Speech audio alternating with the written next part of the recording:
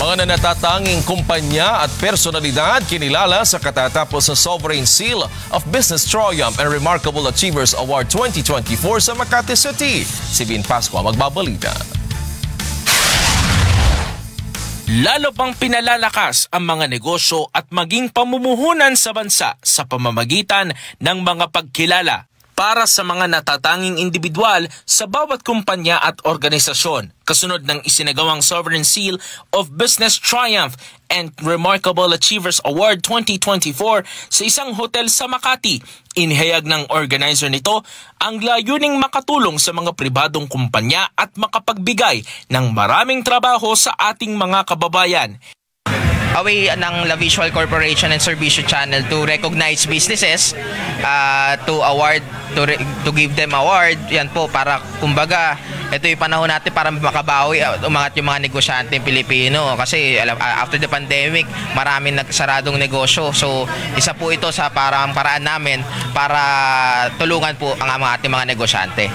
Binigyang din rin ng pagtitipong ito ang halaga ng pagsisikap at pagtitiyaga sa pagnenegosyo na susi sa pag-unlad. And we are trying and continually improving our company para naman syempre sa mga challenge na hinaharap at para din naman ma-compare na ang galing ng Pilipino ay iba talaga. Yun din ang isang gustong ipaano ng company namin because I'm accepting this award nga para sa Intellibuilders and Development Corporation. Ay maging matyaga lang. Do not give up. Pag may mga bagay na mga pagsubok kayong hinaharap, ano lang yan, tayo lang uli, hanap ng solusyon, maniwala sa Panginoon na hindi tayo pababayaan. Dahil pag magandang adhikain nyo, I'm very positive na mas marami at talagang mataas ang mararating nyo. Bukod sa mga negosyo, kasama rin na kinilala ang mga natatanging personalidad sa larangan ng pagbabalita na katuwang sa paghahatid ng totoong impormasyon. At ang mga awarded media natin ay talagang may mga programang makabuluhan, may matututunan.